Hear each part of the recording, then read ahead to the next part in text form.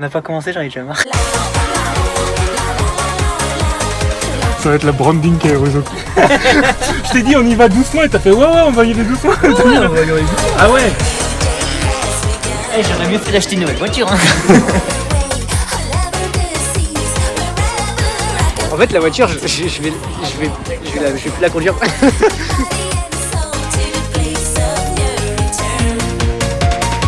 Bon je rigole mais lui il rigole beaucoup moins. Mais Et vu qu'on est con, c'était trop professionnel pour moi. Voilà, donc c'est ce qu'on se disait, vous n'êtes pas là pour la qualité ni pour l'expertise, vous êtes là pour les conneries. Et honnêtement, je pense qu'on est très bon là-dedans. On se casse.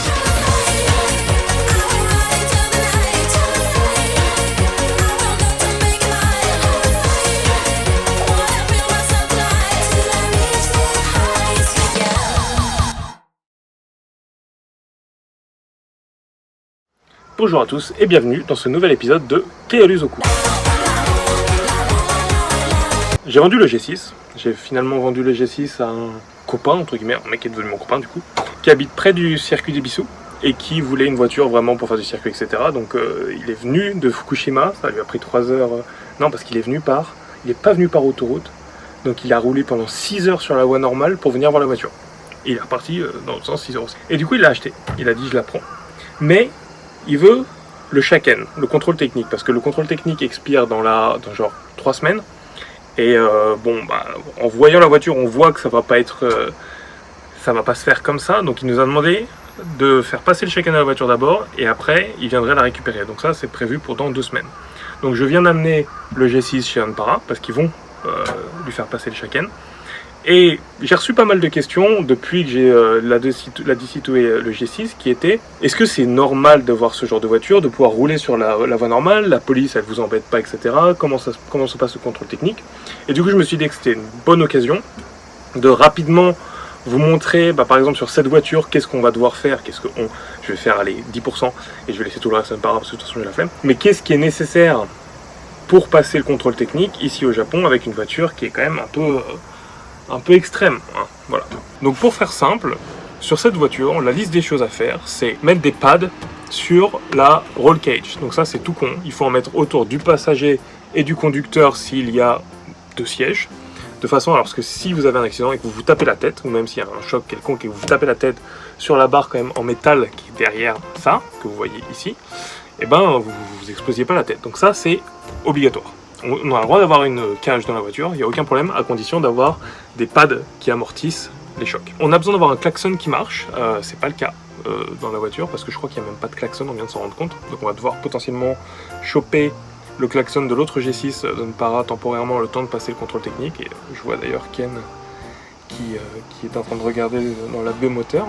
Une isolation pour le toit, donc ça il m'a dit que ça risquait de passer, mais là le fait qu'il n'y ait pas de plastique, qu'il n'y ait rien entre le toit et moi en fait, ça passe pas. Mais en théorie, il devrait pas s'en rendre compte en fait, on va prier là-dessus. Il m'a dit qu'il y avait certains centres de Shaken qui vérifiaient les sièges. Si le siège baquet et les rails sous le siège sont pas de la même marque, alors ça passe pas. Bon, il m'a dit qu'il y a quand même peu de chances qu'on ait des problèmes là-dessus, mais là dans notre cas on a un Recaro et des rails Bride, ça pourrait bloquer. Voilà, donc ça c'est pour l'intérieur, parce qu'à part ça, c'est bon. Pour l'extérieur, on a l'essuie-glace, donc encore une fois, c'est pas tous les tests. Je vous explique pas tous les tests qu'ils vont faire sur la voiture, je vous explique ce que nous on sait ne va pas passer, et donc on va devoir modifier.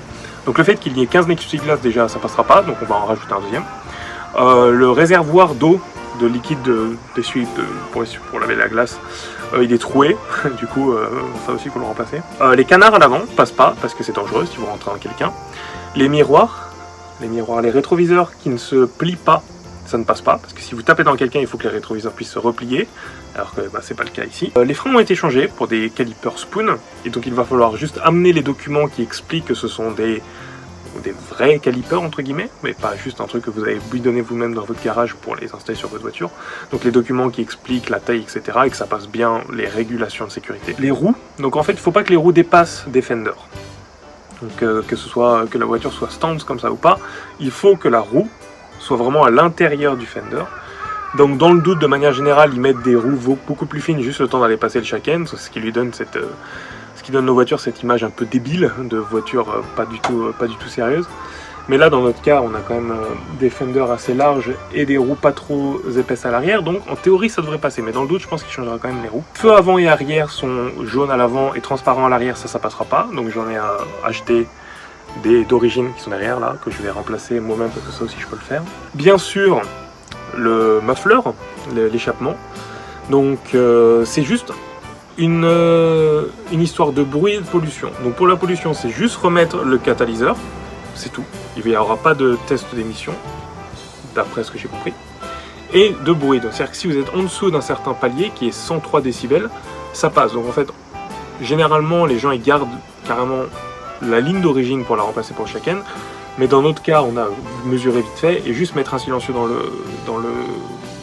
pot d'échappement et rajouter le catalyseur, ça devrait suffire à réduire le bruit en dessous de 103 décibels. Du coup, ça devrait...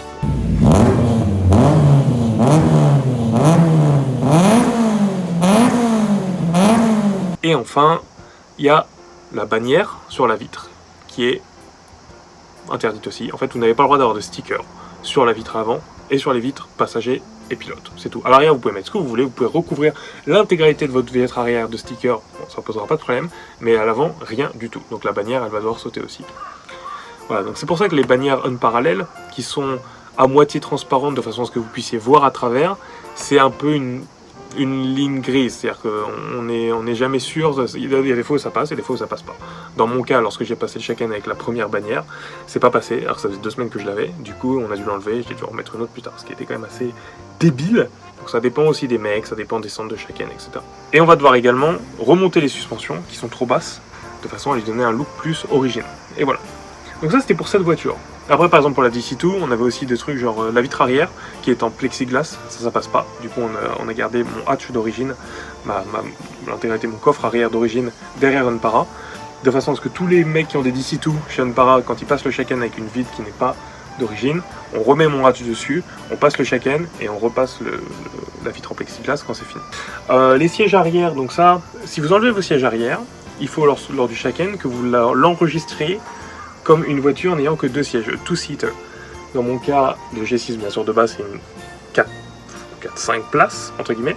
En enlevant les sièges, il faut l'enregistrer comme étant un 2-seater, et ça a déjà été fait lors du Shaken précédent. Donc ça, il n'y a pas à le faire, c'est cool. Lorsque vous voulez vraiment faire des grosses upgrades et les enregistrer, donc par exemple, n'avoir que 2 sièges au lieu de 4, un nouveau moteur, une transmission, donc vous passez de automatique à manuel par exemple. La voiture change de taille, qu'elle soit plus large avec un wide body, ou plus longue, ou plus haute, etc. Si des choses importantes de la voiture changent, vous devez les enregistrer et généralement ça va affecter le Shaken. Ça sera pas plus cher, que ce soit en taxe ou rien du tout, le Shaken sera pas plus cher non plus, mais il faut le faire. Voilà. Donc par exemple, si vous avez une voiture 4 roues motrices et que vous la faites passer en propulsion, il faut l'enregistrer. Si vous changez de moteur, si vous passez d'un B16 à un B18, il faut l'enregistrer. Dans mon cas avec la DC2, c'était un B18 à un B19, donc c'est juste l'intérieur du moteur qui a changé, le bloc en lui-même n'a pas changé, du coup on n'a pas eu à l'enregistrer. Mais Jérémy, lorsqu'il a swappé son moteur avec mon ancien B18, lors du Shaken, il a dû l'enregistrer comme un B18, et c'est ce qu'on appelle KAI. K-A-I. En fait, ça veut dire remodeling. Donc en fait, c'est un petit symbole qui apparaît sur le Shaken et qui dit voilà, la voiture a été modifiée pour ça, pour ça et pour ça. Dans notre cas ici, on a des fenders qui sont quand même assez larges, donc c'est des fenders de 50 mm, donc on va sûrement devoir l'enregistrer comme une voiture modifiée. Qu'est-ce qui fait du bruit comme ça ? Donc là, je crois qu'on a fait le tour des explications. Mais donc oui, pour ceux qui nous posaient la question, est-ce que c'est légal d'avoir ce genre de voiture sur la route ? Non, c'est pas légal. Mais on peut facilement se faire arrêter par la police juste parce que notre pot d'échappement est trop bruyant, parce que les roues dépassent de la voiture, parce que l'aileron est trop large, etc., etc. Ça nous m'est déjà arrivé plusieurs fois. Petite anecdote là-dessus au passage. Je viens de me faire arrêter par les flics dans mon coin parce que déjà je les ai vus arriver derrière moi, je me rappelais que ma plaque d'immatriculation était un peu pliée. Donc j'ai essayé de filouter et je me suis cassé dans une petite rue pour prendre un petit détour, mais en revenant ils se sont retrouvés 3 voitures derrière moi.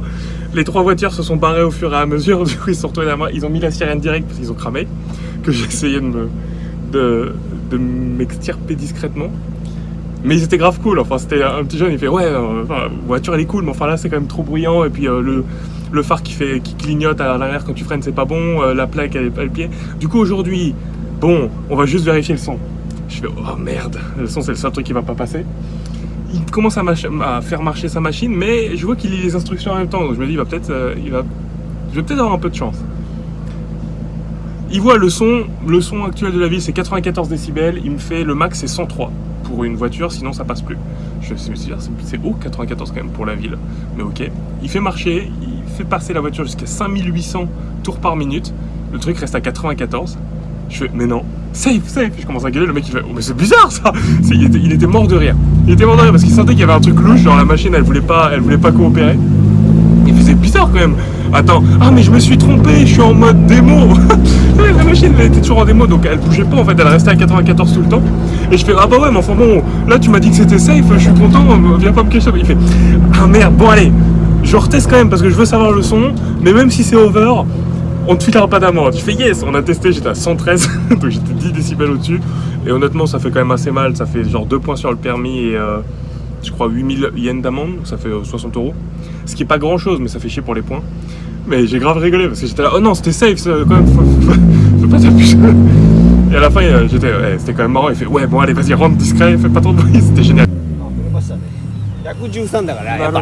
Et généralement, ça résulte en une amende, mais de temps en temps, quand ils sont vraiment extrêmes, ils mettent un badge sur la voiture, un autocollant, sur la vitre avant, qui dit que la voiture n'est pas légale pour le shaken, et ils vous forcent en fait à aller repasser le shaken dans les jours qui suivent, lorsque vous aurez modifié le truc qu'ils vous ont dit qui était pas correct.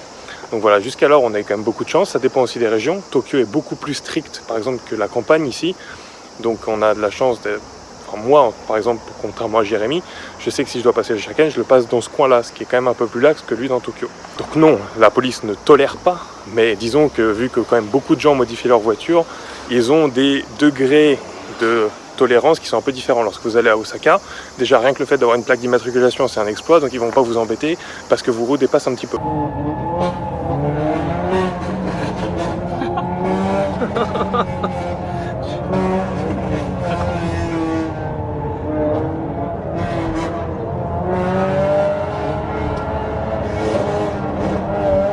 Si vous avez des questions précises auxquelles cette vidéo ne répond pas, n'hésitez pas à les poser en commentaire et on essaiera d'y répondre le plus possible.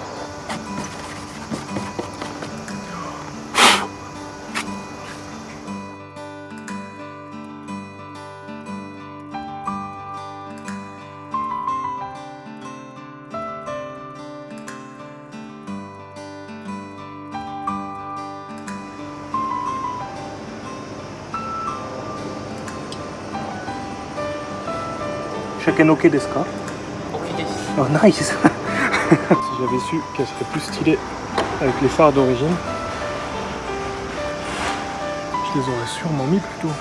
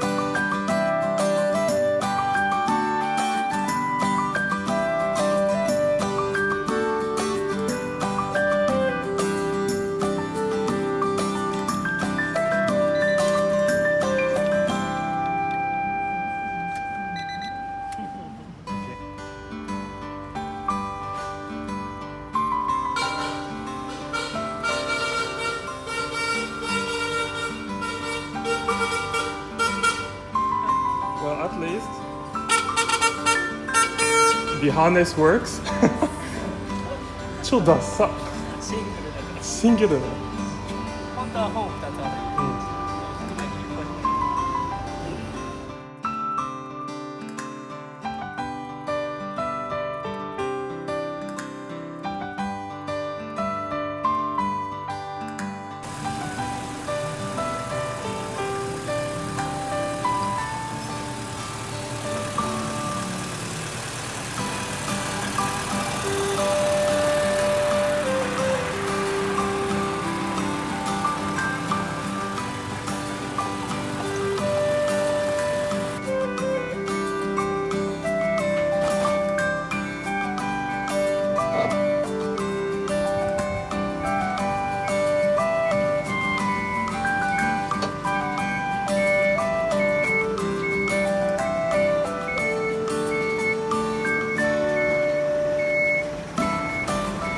Donc oui, l'idée c'est que quand je me suis déboîté le bras, j'en ai profité pour... vu que je pouvais plus conduire manuel de toute façon, j'en ai profité pour confier la DC2 à un body shop de façon à ce qu'il répare le panel sur le côté. Et j'avais un nouveau bumper à l'arrière aussi de 98 que je voulais installer.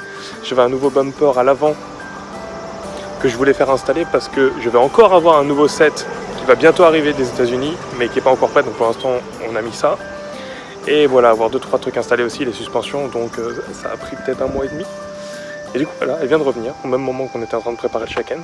Et je suis venu avec la DB6, donc j'ai littéralement mes 3 voitures chez Unpara aujourd'hui. Mais voilà, il y a 2-3 trucs à modifier dessus. Juste baisser un peu les suspensions, changer l'emplacement de la plaque d'immatriculation et rajouter des canards. Et après ça, elle devrait être pas mal du tout.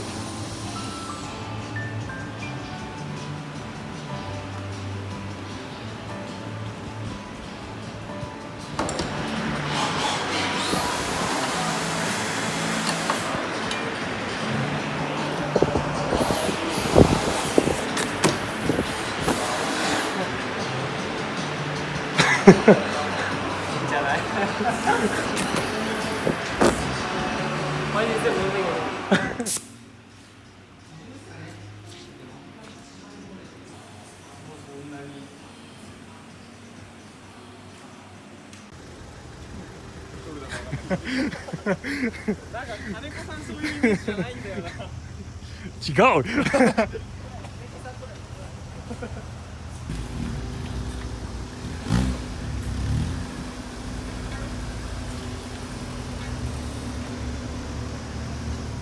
Je suis donc au centre de Shaken, on va faire passer le Shaken aujourd'hui à l'EG6.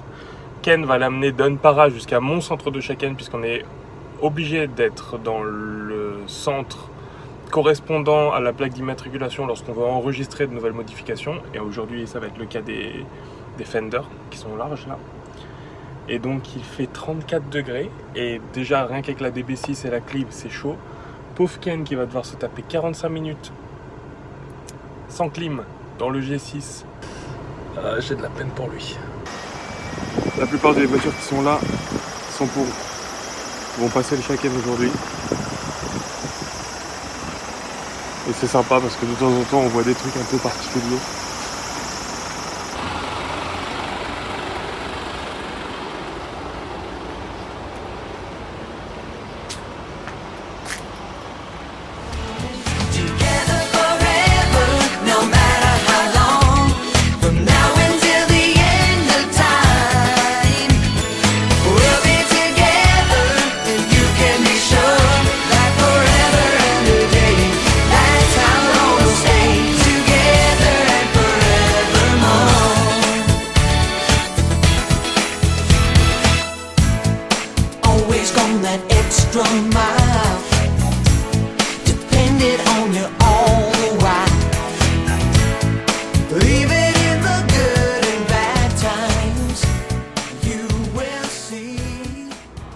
Aujourd'hui, le nouveau propriétaire de la Civic vient chercher la Civic. C'est un jour pluvieux, comme tous les jours tristes, tous les jours de merde aussi. Je pense que l'on peut tous admirer la Civic pour ses performances, son look. Elle nous manquera à tous, moi le premier. Mais je pense qu'elle sera entre de bonnes mains. Et j'espère qu'il pourra venir à un des prochains tracks de Unpara, histoire qu'on puisse le revoir à Ebisu. Et donc voilà. Bonne route, G6.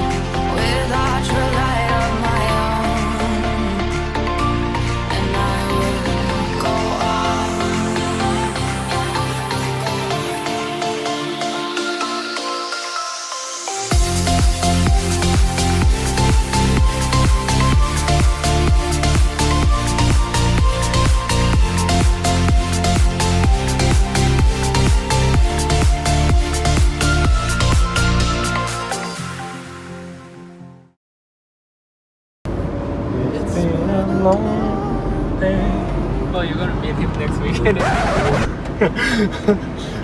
Can you not destroy the emotional sequence of Kaedo Zoku, please?